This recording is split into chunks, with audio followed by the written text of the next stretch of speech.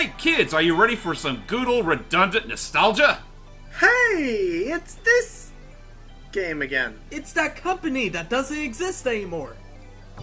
And it's that game that exists on every console before now, but is re-released again. Welcome, ladies and gentlemen, to the Namco Museum, the Nintendo Switch version. It's Namco Museum.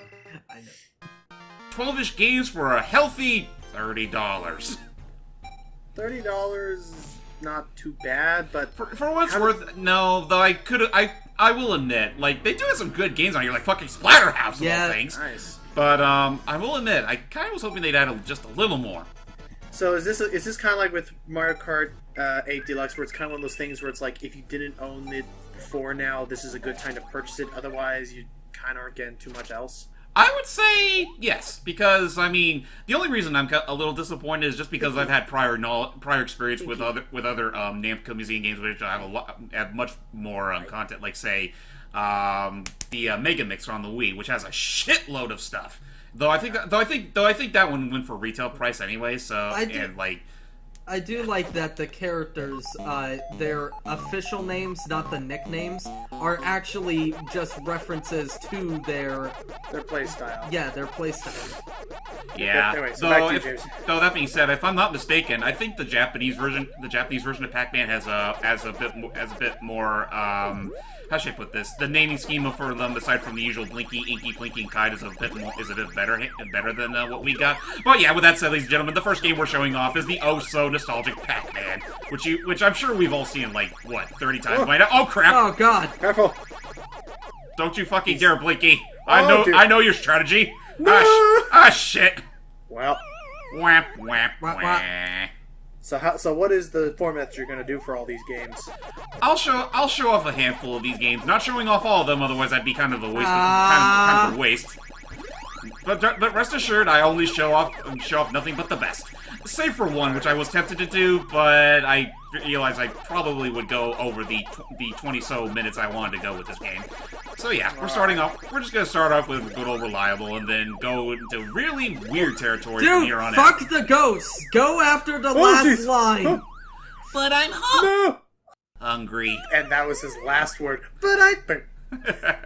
And they never knew exactly what he was going to finish off with. Well, was he happy? Was he haughty? Was he hungry? What was that? Anyway.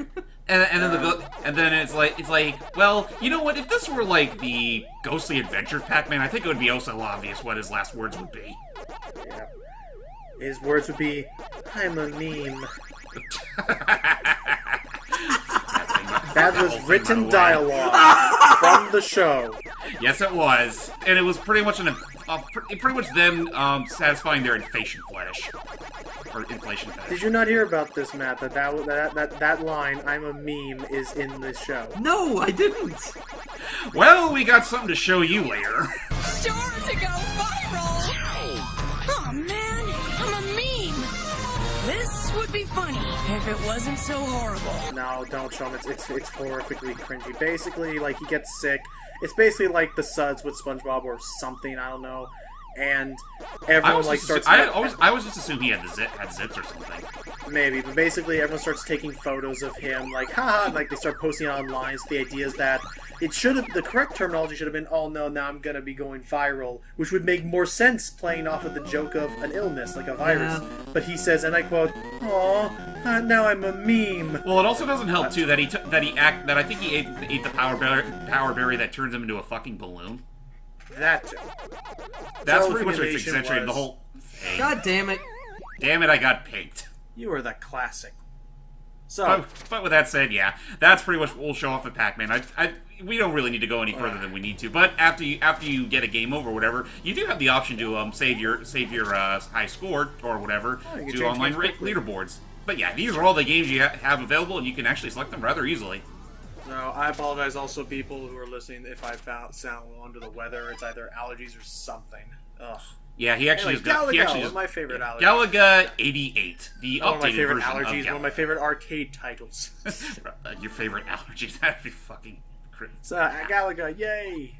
So yeah, for this game, you actually one have of your favorite arcade titles. Yes. Okay, so well, what's up, Chase? So for this run, I'm actually going to choose the duel option, where in exchange for one life, you actually have dual shot. Nice. You literally attach 2 spaceships to one, and you could just blast 2 shots. I- That being said, you do run the risk of blowing up your second ship. Yeah. One thing I'm curious. I'm gonna try and show off later is there was an iOS game called Galaga like Fever. Or Galaga I something. love that game. It's Galaga. really cool. It's a really nice it's a nice homage to all sorts of these like kind of games, while having its own microtransactions and crap. But Yeah. I may try and show off. I think I'm gonna try and record that game for a look at. I mean, that's Yeah, fine. it's actually a lot of fun. Oh, my second ship! Now I'm down to just a now the ow. other shit. Okay. I'm losing ships here! And I lost my other ship. Well, ship happens. Yeah. So Ah, screw that ship. we only made as far as Dimension 1. Ship! So How many Really? times are we Briefly. going to replace the word shit with ship tonight? a shipload of times. About as many times as South Park said shit in that one episode. I will say a shipload of times. And yeah, that was a fun episode of like saying, dude, they're gonna say shit on TV. It's like, really? It's like, now we realize it's not that big of a deal. Anyway, welcome back to Dig Dug. Yeah, now we got the good old Dig Dug. I still think the music in this game can be a little annoying. It And then can there was be. that- What then there's that music? Dig Dug There's no 2. music going on right now. Give it a second. And then there's Dig Dug 2. What was that? What was that DS game? The Dig Dug DS game with Digging Strikes. That's actually one game I wanted to do for a look at, and I might still do that. It's just that, emulation on that thing can be a bit tricky. I see. Well, it's like, like I said before, who among us actually owns a freaking 3DS recorder? And even, actually, that's another thing I actually just realized. My 3DS doesn't play DS games anymore. Really? Oh. Yeah, like a couple days ago, I actually decided to get rebuy Mega Man ZX for old time's sake.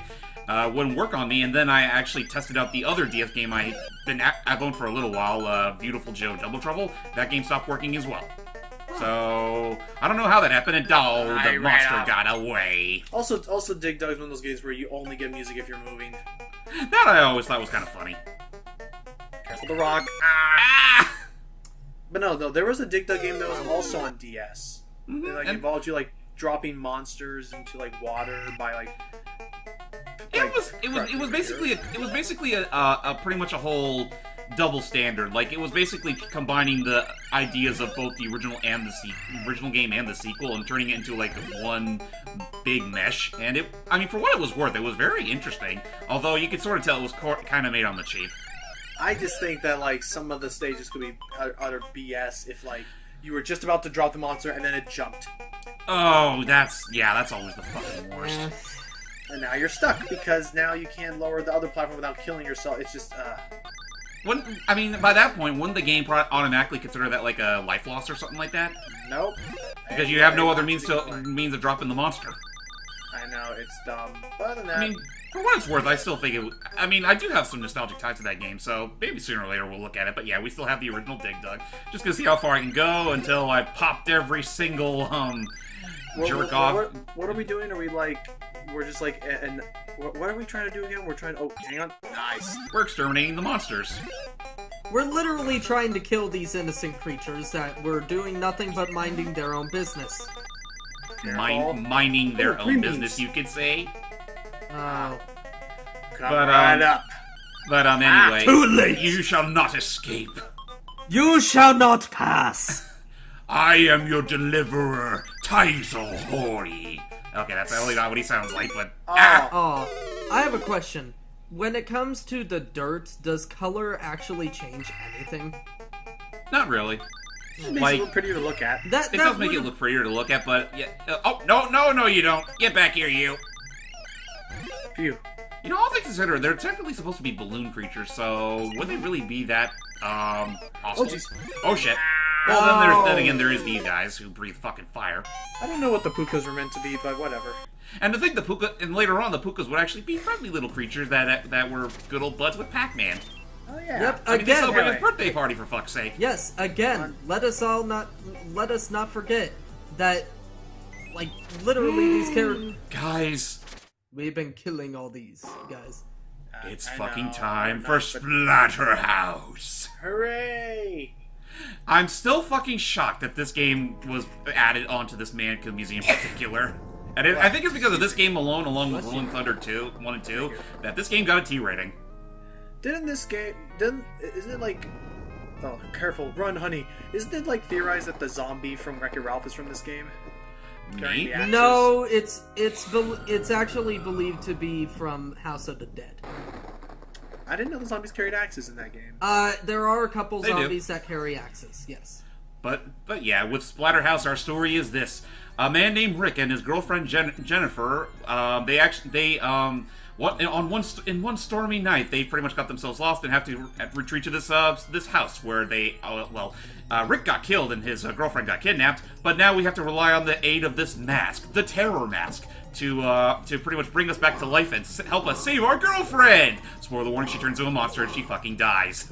So apparently Rick really, like, beefed up since that opening cutscene. Death is a great, like, exercise regimen. Yeah, Hey, you Rick! know what? That's just that. Hey, Rick, it how is- did you do this? It's easy, Morty. Just go to this dimension where you turn into a Jason Voorhees knockoff. I don't know. Oh, jeez. I don't really know much about that. Come on, Morty. Come on. You can do it, Morty. Well, to be fair, Morty, the best part is the mask is voiced by Jim Cummings. Really? In the reboot, it is. Yeah. Okay. The reboot is shit. It's shit, but you know what? You know what? Jim Cummings is like the best part of that reboot. There's actually some pretty graphic. Like, was the blood originally red or is it green? I think it was always this way, but no, like this was made in like 1988, and like the gore factor in this game is still very impressive. Like, Yeah. how squashed they got against the wall. Yeah. Anyway, Like all the background, my. like holy shit! Oh jeez. Oh Let no. it be known that Ah! no! Oh no, unfortunately, Ow. we're in the kitchen of an Arby's.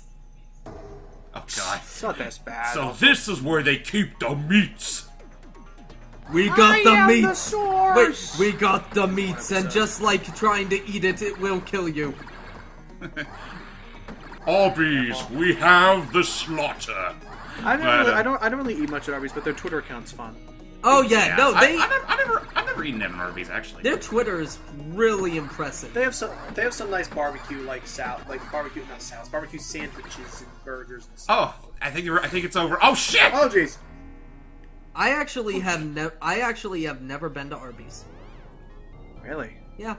So I guess that was our boss battle. All right, so Yep, that was our stage boss. 2. And just place looks to pleasant. rub it in that this game was clearly not meant for kids, especially from the late 80s. Just a Like, bunch look of at the like. background imagery. This is just torture porn now. Exactly, it's pure torture porn. To be fair, these images would be very common. I mean, when Doom came out. Well, Yeah. yeah, but at the same time, I think it's a little more grotesque here than even Doom. Like, Doom, I mean, it's more fast-paced and fluid, where here, they kind of let it stew. Quite clearly, I mean, Yeah. look at the skunk that's Oh, jeez. stewing on the floor. So there was a remake. In Doom, Ow. in Doom, the like it was literally like any monsters you killed in Doom, their Oh, yeah, bodies glory stay kills. there. And I guess that's fair. So, But then again, sorry, go ahead, Steve. okay, so there was a remake. Was there ever a sequel to this? Like, did they ever try updating it for different consoles? Or Okay, so here's the whole history behind Splatterhouse. It originally started with this arcade original back in 1988, though it was apparently considered too gruesome in the States that a lot of arcades wouldn't accept it. Hence Turbo Graphics to the rescue with their own port of Splatterhouse. Though it did get toned down quite a bit, it was one of the few arcade ports with a similar level of gore that was actually accepted, and is commonly known as like one of the very first gory games. I mean, heck, it still kind of is with the arcade version, but anyway. Eventually, it did get 2 sequels, both of which were on the Genesis of all things. And I know the second one is pretty close to the first one, but the third one's kind of its own beast, complete with some of the most fucked up imagery in a Genesis game, bar none. bad. Can I just say that is so accurate to how you jump out of water. That is incredibly Totally. accurate. Just jump. And yeah. you just jump that easy. Oh gosh. no, guys, What the the- house is alive! Oh Wait, shit, this is we're our in boss? Poltergeist. Yep, this is our boss. The poltergeist. It's Entire literally, room. it's taken over this Ow. entire room. The living room, even. Kill the chair. Well, Kill the chair. it's not really a living room. Oh. But The chair's armed. Well, it looks like a guest room at the very least. Nice. But Stop yeah, honestly, Splatterhouse is hard. Splatterhouse is a pretty tough game. Like, it'll Oh, kick your yeah, ass pretty no, hard if you're not properly prepared. It is a really tough supposed to be a game. coin muncher. Exactly, it's a pure coin muncher. Or quarter, whatever it's called. Because quarter. punching knives will not do anything. Jim Cumming Max does not care about punching knives. Or punching, yeah. I guess that's but with that said, I'm actually not going to spend I'm not going to spend much more time on that. Let's go to our last game for the video, and this one's kind of a doozy. Why Pac-Man versus? What the heck was that? Hi, Mario! He's the host of Pac-Man Versus. Are you serious?